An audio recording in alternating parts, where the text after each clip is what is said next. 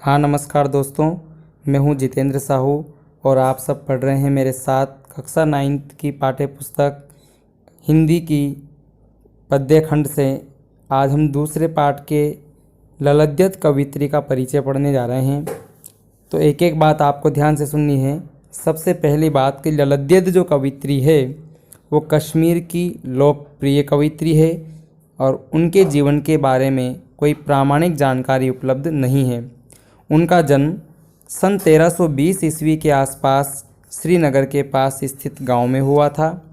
उन्हें निम्नलिखित नामों से जाना जाता है, जैसे लल्लेश्वरी या लल्ला, लल योगेश्वरी, ललारिका आदि नामों से भी जाना जाता है। उनकी मृत्यु पर 1391 ईस्वी के आसपास मानी जाती है।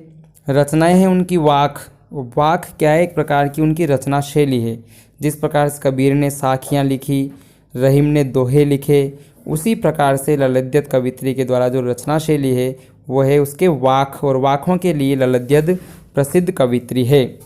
यदि हम इनकी काव्यगत विशेषताओं की बात करें तो ध्यान देना, ललद्यत का काव्य अन्य संत कवियों की भांति भक्तिपूर्ण है। संत कवि मतलब से भक्त, जैसे कबीर हुए, रैदास हुए, संत पीपा हुए, उसी प्रकार से संत कवियों की भांति भक्तिपूर्ण इन्होंने वाक लिखे हैं। उन्होंने जाति, मत, संप्रदाय के भेदों से ऊपर उठकर ईश्वर की भक्ति करने की प्रेरणा दी है। जिस प्रकार से हमने कबीर पढ़ा है, ठीक उसी प्रकार से उन्होंने धार्मिक पाखंडों का विरोध किया है और मानव प्रेम को सर्वोच्च माना है। यही सबसे बड़ा धर्म है, इंसान का इंसान से प्रेम होना, यही मानवीय प्रेम परम धर्म है। उन्होंने अपनी वाणी में जीवन की नश्वरता, यानी जीवन नश्वर है, नश्वर का मतलब जो नष्ट होने वाला हो, और प्रभु भक्ति ही हमें अमर बनाती है, उसी से हमें ईश्वर की प्राप्ति होती है। तो जीवन की नश्वरता और प्रभु भक्ति की अनिवार्यता पर जोर दिया है। इसलिए वे कहती हैं कि रस्सी कच्चे धागे की खींच रही मैं नाव, जाने कब सुन मेरी पुकार, करे देव भव सागर पार।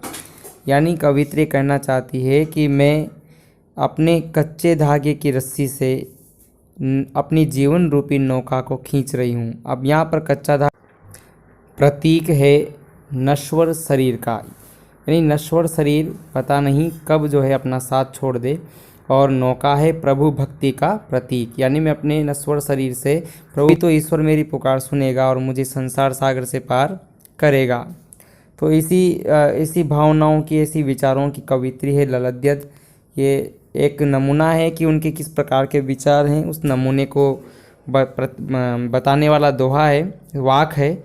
अन्य संत कवियों की तरह उनके काव्य में भी प्रभु मिलन की गहरी तड़प है। कवित्री भी प्रभु से मिलन के लिए छटपटाहट जो है रखती है। भाषा शैली की यदि हम बात करें, ललद्यत अपने वाकों के लिए प्रसिद्ध है। वाक उनकी लोकप्रिय शैली है। उन्होंने 14वीं सदी में जितनी सरल हिंदी में कविता लिखी वह आश्चर्यजनक है।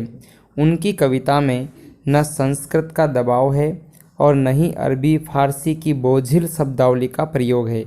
वाक में उन्होंने अत्यंत सरल और अकृत्रिम, यानी जो बनावटी नहीं है, कृत्रिम का मतलब होता है बनावटी, तो स्वाभाविक भाषा का प्रयोग किया है। तो यही है ललद्यत का एक जीवन एवं उनका काव्य परिचय। तो हम इसके बाद हम इनके वाक पढ़ेंगे, लेकिन सबसे पहले हमें इनका ये परिचय याद कर लेना चाहिए। एक नई कवित्री है, इसके विषय में हमने पहले कभी भी नहीं पढ़ा है, तो हम जान लें। और वीडियो को लाइक एंड शेयर सब्सक्राइब ज़रूर करें। इस वीडियो के लिए इतना ही, धन्यवाद।